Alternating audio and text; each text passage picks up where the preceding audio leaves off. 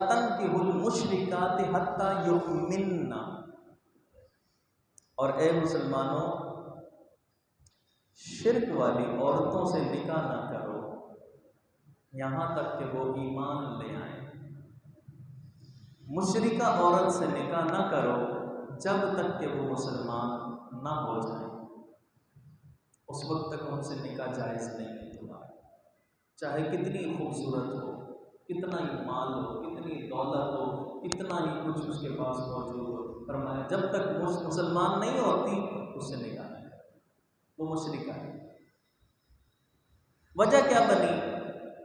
حضرت ابو مرثد، یہ رسول اللہ کے ایک صحابی تھے، بڑے بہادر تھے، بڑے بہادر صحابی رسول اللہ، حضرت ابو مرثد۔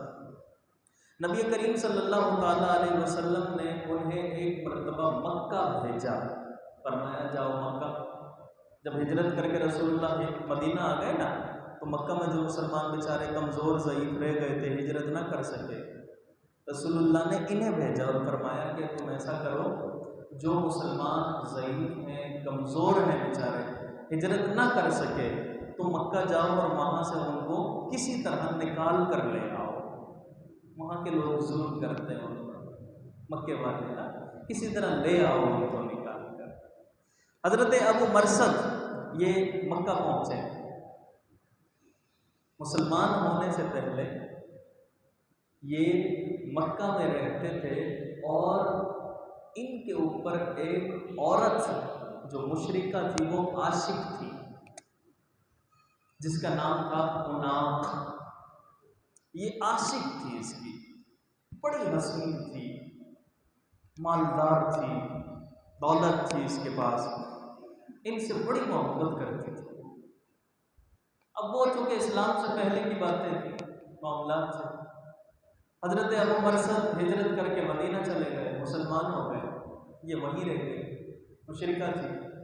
جب اسے پتہ چلا کہ ابو مرثد مدینے سے مکہ آئے ہیں، تو اس نے کہا بھائی پرانا ہے ہمارا، تو اس نے پیغام بھیجا اور پوچھتے پوچھتے تلاش کرتے کرتے اس کے پاس آئی اور اسے کہا کہ ابو مرثد بہت دن ہو گئے، بڑا ٹائم ہو گیا ہے، ملاقات بھی نہیں کی، باتیں بھی نہیں ہوئی، اب تم آ گئے ہو مکہ، تو کیوں نہ خلوت کے معاملات ہو جائیں۔ تو حضرت ابو مرثد رضی اللہ تعالیٰ عنہ نے کیا فرمایا؟ آپ نے فرمایا کہ اے عناق، اب میں مسلمان ہو چکا ہوں، اور ہمارا اسلام زنا سے منع فرماتا ہے۔ وہ پہلے کی باتیں تھیں، وہ جو معاملات تھے پہلے کے تھے، لیکن میں اب مسلمان ہو گیا ہوں اور ہمارا اسلام زنا کو منع فرماتا ہے، تم مشرکہ ہو، میں یہ کام نہیں کروں گا، یہ زنا ہوگا۔ جب حضرت ابو مرثد نے منع فرمایا تو عناق نے کہا کہ اچھا اگر ایسا ہے معاملہ تو پھر تم مجھ سے نکاح کر لو، مجھ سے نکاح کر لو۔ پہلے جائز تھا اس وقت، چونکہ حکمت یہی تھی، مسلمان کا نکاح مشرکہ سے ہوتا تھا، کہا اچھا چلو نکاح کر لو۔ تو حضرت ابو مرثد نے فرمایا کہ اب میں رسول اللہ کا غلام ہوں،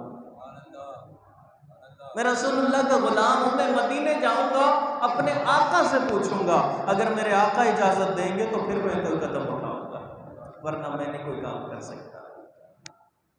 حضرت ابو مرثد وہاں سے کسی طرح لوگوں کو لے کر والا جو تھا وہ واپس پہنچ گئے۔ جب وہاں پہنچے تو رسول اللہ کو سارا واقعہ بیان کیا، عرض کیا کہ یا رسول اللہ یہ واقعہ ہوا، اب آپ فرمائیے کہ میں کیا کروں اس معاملے میں۔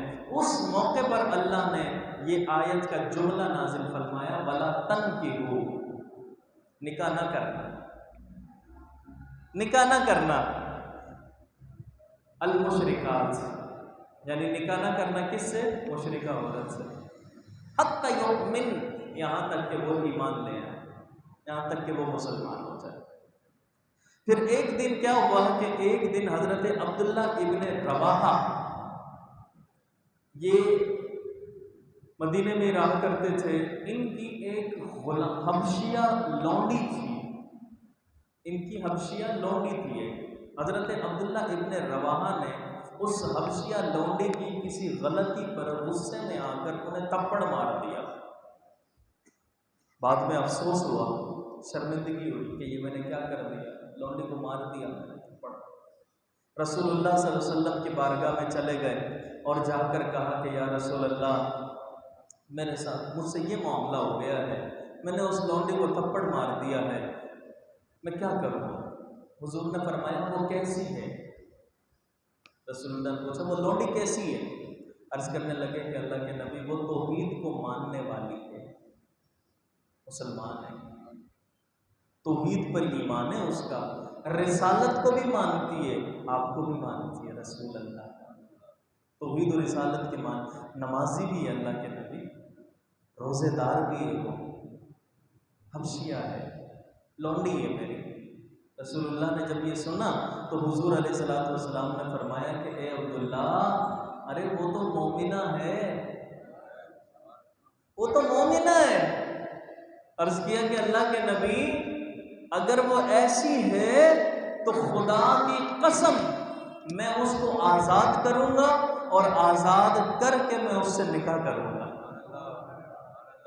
اور پھر ایسا ہی کیا حضرت عبداللہ ابن رواحہ، حبشیہ لونڈی سے نکاح کیا، آزاد کیا، اور جب نکاح کر لیا تو لوگوں نے تانا دینا شروع کر دیا کہ اے عبداللہ تم مالدار تھے اور تمہارا مقام مرتبہ تھا، تم نے ایک لونڈی سے، اور وہ بھی حبشیہ، اس سے نکاح کر لیا، جبکہ تم سے نکاح کرنے کے لیے بڑی بڑی حسین جمیل مالدار مشرکہ تیار بیٹھی تھی، تم ان سے کرتے نکاح، تم نے غلام ایک لونڈیا سے نکاح کر لیا۔ تانا دینے لگے۔ جب وہ تانا دینے لگے تو رسول اللہ صلی اللہ تعالیٰ علیہ وسلم پر اللہ نے قرآن نازل کیا اور فرمایا وَلَأَمَةٌ مُؤْمِنَةٌ خَيْرٌ مِّن مُشْرِكَةٍ وَلَوْ أَعْجَبَتْكُمْ، اے حبیب بتا دو کہ اگر لونڈی ہے، غلام ہے، لیکن مومنہ ہے، وہ بہتر ہے اس کافرہ عورت سے، مشرکہ سے جو تمہیں پسند ہو۔ فرمایا وہ اس سے بہتر ہے، وَلَوْ أَعْجَبَتْكُمْ، بھلے تم اس کو پسند کرتے ہو، بھلے وہ مشرکہ تمہیں اچھی لگتی ہے، اس کے پاس مال ہے، جمال ہے، حسب ہے، نسب ہے، سب کچھ ہے، لیکن اللہ فرماتا ہے وہ غلام، حبشیہ، لونڈی، وہ مومنہ اگر ہے تو وہ زیادہ بہتر ہے، اس سے زیادہ بہتر ہے۔ اسی لیے اس آیت کے اندر اللہ تبارک و تعالیٰ نے نکاح کے احکام بیان فرمائے، نکاح کے احکام۔ اسی لیے ایک دو چار چیزیں عرض کرتا چلوں کہ اگرچہ اہل کتاب کس کو کہتے ہیں؟ یہود و نصارہ۔ اہل کتاب سے نکاح جائز ہے مسلمان کا، لیکن کچھ شرائط کے ساتھ۔ اس کی شرائط ہیں، یہ ہمارا چونکہ موضوع نہیں ہے اس لیے ہم تفصیل میں نہیں جائیں گے۔ اہل کتاب کے ساتھ نکاح جائز ہے لیکن کچھ شرائط کے ساتھ۔ لیکن اکثر علماء فرماتے ہیں آج کل کے جو یہود و نصارہ ہیں وہ نہیں رہے جو پہلے تھے، وہ دہریے ہو گئے ہیں، ان سے بچنا چاہیے۔ وہ تو اللہ کو بھی نہیں مانتے، وہ دہریے ہو گئے، ان سے بچنا چاہیے۔ کہ آج کل جتنے بھی یہود و نصارہ، چاہے کوئی بھی انگریز ہو، کتنی خوبصورت ہو، کتنی مالدار، کون سے بھی ویزا ہولڈر ہو، اس کے پاس سب کچھ ہو، لیکن وہ دہریے ہو گئے ہیں بس یہ سارے کے سارے۔ اسی لیے جب ہم دیکھتے ہیں رسول اللہ صلی اللہ تعالیٰ علیہ وسلم کی سیرت، صحابہ کرام کی سیرت، خلفائے راشدین کی سیرت، تقریباً سارے صحابہ ایسے تھے جو ان یہود و نصارہ کے نکاح کرنے سے بچتے رہتے، سارے صحابہ، کیونکہ احتیاط بہتر ہے اس کے اندر، اور اللہ کا حکم بھی نہیں۔ تو اسی لیے اللہ تبارک و تعالیٰ نے فرمایا وَلَوْ أَعْجَبَتْكُمْ، وہ مشرکہ عورت بھلے تمہیں پسند ہو لیکن اس سے بہتر وہ لونڈی ہے جو حبشیہ ہے۔ آگے اللہ نے فرمایا وَلَا تُنْكِحُوا الْمُشْرِكِينَ حَتَّى يُؤْمِنُوا، اور اسی طرح اے مسلمانوں کسی مسلمان عورت کا نکاح کسی کافر سے نہ کرنا، خواہ وہ عورت لونڈی ہو یا آزاد، جب تک کہ وہ کافر ایمان نہ لے آئے۔ ایک کافر ہے مالدار ہے، حسب ہے، سب کچھ ہے اس کے پاس، تو کسی بھی مسلمان عورت کا نکاح اس سے نہ کرانا، خواہ وہ لونڈیا ہو، خواہ وہ آزاد ہو، نہ کرنا۔ اس لیے وَلَا عَبْدٌ مُؤْمِنٌ خَيْرٌ مِّن مُشْرِكٍ، اس لیے چونکہ جو غلام مومن ہے نا، مومن ہے لیکن غلام ہے، اللہ فرماتا ہے خَيْرٌ مِّن مُشْرِكٍ، وہ اس مشرک سے بہتر ہے تو مومن نا یار، ایمان کی دولت تو ہے نا اس کے پاس، بھلے غلام ہو لیکن ایمان کی دولت موجود ہے اس کے پاس، وہ اس آزاد مالدار کافر سے زیادہ بہتر ہے۔ وَلَوْ أَعْجَبَكُمْ، اگرچہ تمہیں وہ کافر کتنا ہی پسند کیوں نہ ہو۔ اب اللہ وجہ بتا رہا ہے اس کی، کیوں منع کیا اللہ تعالیٰ نے اس کو، کہ کسی بھی مشرکہ سے مسلمان نکاح نہ کرے، کسی بھی کافر سے کسی مسلمان کا نکاح نہ کرایا جائے۔ وجہ کیا ہے، کیوں؟